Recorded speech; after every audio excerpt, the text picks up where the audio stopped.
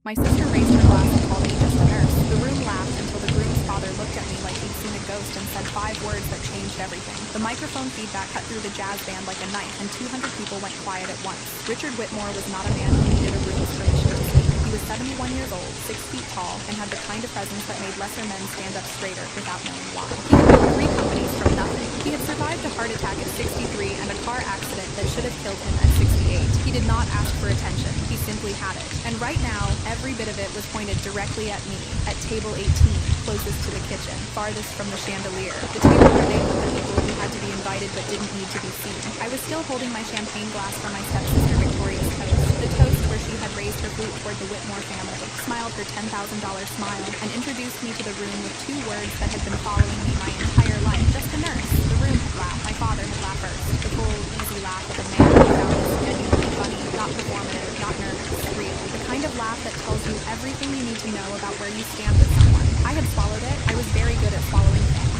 And then Richard Whitmore had gone completely still. He'd been looking at me across the ballroom with an expression I couldn't read, like a man watching something surface from deep water. And he'd said 5 words into the silence. Wait, that is you. Now he was standing at the front of the room with a microphone, and the jazz band had stopped playing, and Victoria's smile had gone glassy at the edges, and I was sitting at table 18 in my $45 Target dress, trying to remember how to breathe. I need to back up to the rain, but first I need to tell you about my mother's pearl earrings, because they matter more than anything else in this story. My mother's name was Carol Ann Brooks. She was an RN for 26 years at Morristown Medical Center, and she wore the same 2 pearl studs every single day. Small, cream-colored, slightly imperfect in the way real pearls are, because my father had given them to her on their first anniversary before he became someone else entirely. She wore them through 12-hour shifts and 2 rounds of chemotherapy and the last 6 months of her life when she was mostly in bed, and the earrings were one of the few things she still put on every morning because she said it made her feel like herself. She died on a Tuesday in March, 8 years ago. I was 22. I had just finished my 2nd year of nursing school. I took the earrings from her bedside table the morning after she died, and I have worn them every day since. Not as grief, not as performance, as a reminder of what it meant to show up for people. My mother believed, with her whole unremarkable, extraordinary self, that nursing was a calling, not a consolation prize, not a fallback, a calling, the kind that asked you to carry other people's worst days and not be destroyed by them. She passed that belief to me the same way she passed me her cheekbones and her stubbornness, and I have spent 8 years trying to be worthy of it. Victoria would describe this as my being dramatic about a job. Victoria would know. She had spent the better part of 2 decades deciding what I was and wasn't allowed to be. My father, Gerald Brooks, remarried when I was 9 years old. His second wife was named Sandra, sleek, careful Sandra, with her highlighted hair and her charity board memberships, and the particular social fluency of a woman who had clawed her way to a certain tax bracket and was not about to let anything threaten her view. Sandra had a daughter from her first marriage. Victoria was 4 years older than me and had the ruthless, patient efficiency of someone who had grown up watching her mother maneuver. I want to be fair about this. There was a version of Victoria that was tolerable, even occasionally kind. In small private moments she'd probably deny now. But the public Victoria, the social Victoria, the Victoria who understood that status is zero-sum, and had decided that my existence complicated the picture she was trying to present. That Victoria had been filing me down since I was 9 years old. She was subtle about it. I'll give her that. It was never one big moment you could point to. It was 1,000 small ones. The birthday party invitations that got lost. The school events my father didn't know about because Sandra had seen the flyer first. The years of Reagan so quiet. Isn't she and Reagan doesn't really do well on big groups. And Reagan has always been a little sensitive. Each sentence landed softly and left no visible mark, and collectively built a picture, over years, of a girl who was somehow less than the room she was standing in. By the time Victoria started dating James Whitmore at 28, I was in my 3rd year as an ER nurse and entirely used to the picture. James was everything the Whitmore name suggested. Educated, polished, generous in the way that came easy when money wasn't a variable. He was also, from everything I could observe at the 3 family dinners I was included in before Victoria stopped including me, genuinely decent. He asked questions and listened to the answers. He made my father laugh in a way that wasn't at anyone's expense. He deserved to know the truth about who he was marrying. But Victoria had gotten there first. The thing about Victoria's campaign to make me invisible to the Whitmore family is that it was architecturally elegant. I only understood its full shape in retrospect. It started, I think, with the phrasing. The first time James met me at a dinner at my father's house about 18 months into their relationship, Victoria had introduced me with the specific lightness of someone conveying subtext. This is my stepsister Reagan. She works nights, she's kind of a homebody, she's always been a little, and then a smile and a small shrug that finished the sentence without words. I noticed it. I told myself I was being paranoid. 3 months later, at another dinner, I mentioned something that had happened at the hospital, a trauma case, the kind of thing that sticks with you, and Victoria made a face across the table, subtle, here she goes. He didn't ask follow-up questions. I noticed that too. The following spring, I ran into James's mother, Eleanor Whitmore, at a charity event I'd attended with a coworker. Eleanor was gracious and warm, and she looked at me with a very particular, careful kindness. The kind people deploy when they've been told to be gentle. When I mentioned I was a nurse, she said, "Oh yes, Victoria mentioned you've had a hard time of it." She didn't specify. She moved on quickly. I drove home that night and sat in my apartment for an hour trying to identify the specific shape of what was happening. I called my father. "Has Victoria said anything to you about what she tells the Whitmore family about me?" I asked. He paused. "What do you mean?" "Eleanor Whitmore said Victoria mentioned I'd had a hard time of it." "I don't know what that means." A longer pause. "Reagan, Victoria's just trying to keep the peace. You know you can be a lot sometimes. A lot." I wrote it in my phone's notes, not because I was building a case, but because I had learned from experience that the gaslit mind forgets. I was keeping receipts for myself. "What does a lot mean, Dad?" "You're very intense. Your job makes you intense. It's not a criticism." I said goodnight and hung up. The wedding invitation arrived 4 months later. My name was misspelled. Reagan with an A, which was either a mistake or a statement, and with Victoria it was genuinely impossible to know. No +1, though I'd been seeing someone for 8 months. Table assignment, 18. I looked up table 18 on the venue's floor plan, which Victoria had shared in the family group chat with the thoroughness of a general mapping a campaign. Table 18 was between the service corridor and the emergency exit. There were 9 tables between it and the head table. I could not tell you exactly why I decided to go anyway. Maybe stubbornness, maybe some vestigial hope that my father would look at me at some point during the evening and see me. Maybe something else, something quieter, something I wasn't consciously articulating even to myself. I put on my Target dress. I put on my mother's pearl earrings. I drove to the Whitmore estate on a Saturday in June. I want to tell you about the rain before I tell you what happened at the wedding. I want to tell you about it properly, the way it actually was, not the way Richard Whitmore would describe it later, with the warmth of a man for whom the story had a good ending. For me, at the time, it was just a Tuesday, November 14th, 3 years ago. I was driving home from a double shift, 7 p.m. to 7 a.m., and then 3 more hours because a multi-vehicle accident had come in at 6:45, and I don't leave in the middle of things. It was 10:23 p.m. by the time I got on I-287 northbound, and the rain was the kind that makes the road look liquid, that turns headlights into smears, that asks more of your attention than you have after 14 hours on your feet. I almost missed it. The car was a black Mercedes, late model, driver's side, wrapped around the concrete median barrier, with the specific violence of a high-speed impact that had happened recently enough that the hazard lights were still blinking. I saw the lights before I registered the shape. I pulled over on instinct, the instinct of 8 years in emergency medicine, the instinct that doesn't ask permission. There was a man in the driver's seat, older, silver-haired, conscious but altered, the look of someone whose body has mobilized every resource it has just to stay present. His seatbelt had locked on impact and was the only thing keeping him upright. The windshield was gone. The door was not going to open. I called 911 from outside the car, giving location and vitals as quickly as I could while I found the angle to reach him. The paramedic dispatcher, a woman who sounded like she'd been doing this for 20 years and probably had 50 units, were 12 minutes out. There was a secondary accident, 2 exits, 12 minutes. I said I was a nurse and I was going to stay on scene. I got through the passenger window. The man's name, I would learn later, was Richard Whitmore. But that night, he was just a man who was bleeding from a head laceration, who had potential cervical spine involvement based on the mechanism of injury, who was showing signs of early hemorrhagic shock, and who was alone in a car on a rain-soaked highway at 10:23 p.m. with 12 minutes between him and professional help. I felt his head, both hands, firm and steady, immobilizing the cervical spine the way you learn in trauma training, and practice 100 times, and then do, when the moment comes, with your whole body, because there is no partial version of keeping someone's spine intact. I talked to him, not because they tell you to, although they do, but because silence in those situations has a weight that people can lose themselves in. I told him the ambulance was coming. I told him he was not going to die tonight. And then, because I needed him to focus on something specific, something real and gentle that wasn't the pain or the blood or the rain, I told him about my mother's pearl earrings. I told him she had worn them every day for 26 years. I told him she was a nurse too. I told him that the earrings weren't valuable in any objective sense, but that they were the most important objects I owned, because they meant that showing up for people was worth something, even when it cost you. He stayed conscious. He stayed conscious for 47 minutes, until the paramedics arrived, and I stepped back and gave them the handoff report the way I would have in my own ER. Mechanism of injury, neurostatus, cervical spine precautions, estimated blood loss, and they looked at me with the particular expression of paramedics who have arrived at a scene and found it better managed than they expected. Richard Whitmore went to St. Luke's University Hospital. The surgical team that received him included Dr. Anitha Rajan, trauma surgery attending, and Dr. Marcus Bell, neurosurgery fellow, both of whom would later note in the patient's chart that the cervical spine management at scene had likely prevented a life-altering or fatal spinal cord injury. I know this because St. Luke's sent me a formal commendation letter 6 weeks later, signed by the chief of surgery, Dr. Harriet Voss. I put the letter in a folder. I didn't tell anyone. There is no satisfying explanation for why. It wasn't false modesty. It wasn't indifference. It was something closer to what my mother used to say about the work. You don't do it for the story. You do it because it needed doing. I went back to work the next Tuesday. I never told anyone. Not my coworkers, not my father, not Victoria. Not until Richard Whitmore sat down at table 18.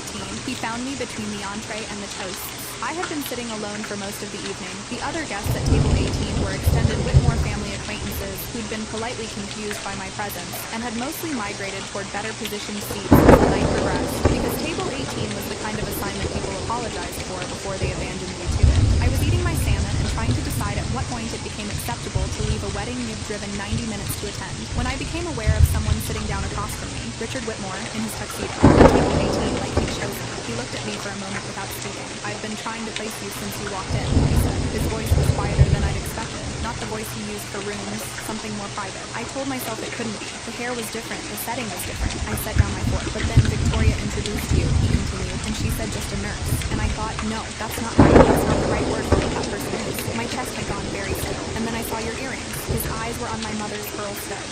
Two small, imperfect, cream-colored pearls catching the low light of the Whitmore estate tent. You told me about them, he said, in the car, on the highway. Pause. In the rain, his jaw tightened, not in anger, in the specific way of a man who is keeping something contained because the room is watching. It's you, he said. His eyes had filled, not dramatically, not suddenly, just with the absolute certainty of a man who has been carrying a debt for 3 years and has just found the person he owes it to. He stood up. He picked up the microphone from the bandstand. Most of you know, Richard began, his voice filling the tent like the man filled a room. Without apparent effort, by simple force of presence, that 3 years ago, I almost died. Victoria's smile from her position at the head table was the smile of a woman watching her father-in-law do something she didn't yet understand but was prepared to welcome. This was the patriarch welcoming her into the family. This was the moment she had been building toward. She had no idea. For 47 minutes, Richard continued. Before any ambulance arrived, before any rescue equipment, before any professional help, one person kept me alive. He turned. He looked across 9 tables, past the Whitmores and the country club friends, and the business associates, past the chandeliers and the floral arrangements, and the careful architecture of a wedding designed to say this family is something. He looked at me. Her name is Reagan Brooks. His voice dropped lower, and somehow carried further. And 20 minutes ago, in this room, she was introduced to you as just a nurse. The silence had a weight to it, the kind that settles in after the last vibration of sound, the kind where you can hear ice shifting in glasses. Let me tell you what just a nurse means. He held the microphone like a man who had given speeches his entire life and understood that this one was different. It means driving home after a 14-hour shift and stopping anyway. It means climbing through a broken window in the rain, in the dark, in broken glass, alone. It means holding a stranger's head perfectly still with your bare hands for 47 minutes so his spine doesn't sever. And you know, if you've met a nurse, that they know exactly what they're doing when they do that. It's not instinct. It's years of training, applied under pressure for a stranger in the middle of the night for nothing. He reached into his jacket pocket, he held up his phone, and on the screen, visible to the people nearest the stage, readable to the room by context, was a document, a letter, hospital letterhead, and at the bottom of it, a signature I recognized. Dr. Harriet Voss, Chief of Surgery, St. Luke's University Hospital. The surgical team's official assessment, Richard said, was that the cervical spine management at scene likely prevented a life-altering or fatal injury. Their words, not mine. He lowered the phone. And while she was doing this, he said, she talked to me, so I wouldn't lose consciousness. She told me about her mother's pearl earrings. He paused. The ones she's wearing right now. The first person who started clapping was Eleanor Whitmore, Richard's wife, from the head table. She stood up when she did it, then the table beside her, then a spreading wave. Not the polite wedding applause of people following social cues, but the real kind. The kind that has weight behind it that means something. 200 people stood up. I sat at table 18 and could not tell you what my face was doing. My hands were flat on the tablecloth. My eyes were burning in a way I was not going to let become visible if I could help it. Victoria had not moved. Her face had gone the color of the tablecloth. James was looking at her. The room took a long time to settle. Richard sat back down at table 18. There were people who came to him, hands extended, the social machinery of a party reasserting itself. But he stayed in his chair and let them come to him rather than move. And that gesture alone told me something about how seriously he meant this. He stayed until the crowd thinned. Then he looked at me across the table. You never said anything, he said, in 3 years. No, why? I thought about how to answer that, honestly. Because it didn't need saying, I said. You walked out of the hospital. That was the point. He was quiet for a moment. Your stepsister told my son you had mental health issues, he said. His voice was careful. That you were prone to instability. That including you in family events was complicated. The salmon was cold on my plate. I looked at it. I know, I said. You knew she was telling you that. I suspected it. I didn't know the specific words until now. His jaw tightened again. My son believed her. My wife was careful with you at events because she'd been told to. He shook his head, a small, precise motion. 2 years of deliberate misinformation. She's thorough, I said, which was true. I had always given Victoria credit for thoroughness. she's going to answer for it, Richard said. And then James arrived at the table. James Whitmore, in the months I had observed him from table 18 and farther, had always seemed like a man who processed things carefully before he spoke. He sat down in the chair Richard vacated, looked at me for a moment, and said, "Tell me what you know. All of it. Whatever she's told you, whatever you've noticed." I told him. Not everything. There were years of small things that would take days to catalog, but the shape of it. The introductions calibrated to lower the ceiling. Eleanor's Victoria mentioned you had a hard time of it. The invitation with my name misspelled and no +1 and table 18.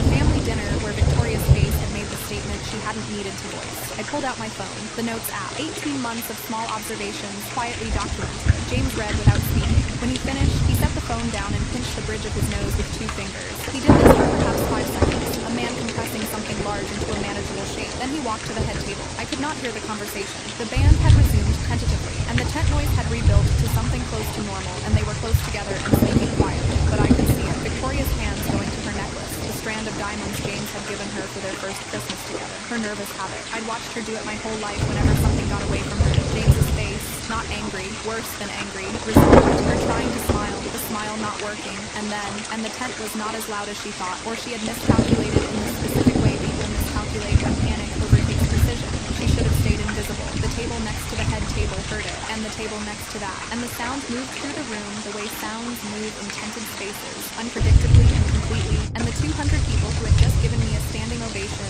heard Victoria Whitmore Brooks say, on her wedding day, that her stepsister should have stayed invisible. The silence that followed was different from the silence after Richard's speech. That silence had been reverent. This one was the silence of 200 people simultaneously recalibrating every assumption they'd brought into the room. James's voice was very quiet. I read his lips for the first words. Here's what's going to happen. What happened in the days after the wedding, I know partly from what I witnessed, and partly from what was reported back to me by people I trusted. I'll tell you only what I can verify. James hired a family attorney within 48 hours. Her name was Carolyn Reyes, and she had 23 years of experience in marital and family law in New Jersey, and she was, by all accounts, meticulous.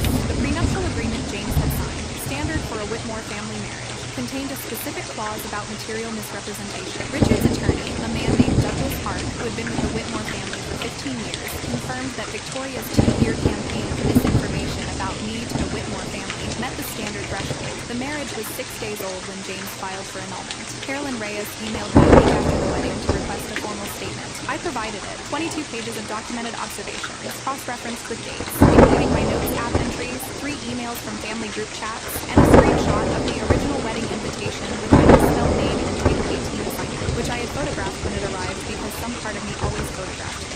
She thanked me and told me the statement was thorough. You documented all of this as it was happening? She asked during our phone call. Since I was 19, I said. I grew up in that house. You learn. A brief pause. Smart, she said. There was a custody and financial hearing 6 weeks later. I was not involved in it directly. What I know is that the prenuptial clause held that the annulment was granted on the grounds of misrepresentation, and that the social fallout in my father's world, the country club world, the charity board world, the world Victoria had spent 2 decades constructing herself into, was significant in the particular way that matters in those environments.